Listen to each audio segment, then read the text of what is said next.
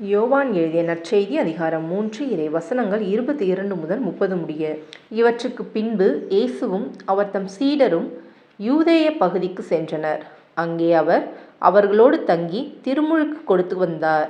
யோவானும் சலீம் என்னும் இடத்துக்கு அருகில் உள்ள ஐனோனில் திருமுழுக்கு கொடுத்து கொண்டிருந்தார். ஏனெனில் அங்கு தண்ணீர் நிறைய இருந்தது. மக்கள் அங்கு சென்று திருமுழுக்கு பெற்று வந்தார்கள். யோவான் சிறையில் அடைக்கப்படும் முன் இவ்வாறு நிகழ்ந்தது. ஒரு நாள் யோவானின் சீடர் சிலருக்கும் யூதர் ஒருவருக்கும் இடையே தூய்மை சடங்கு பற்றி விவாதம் எழுந்தது.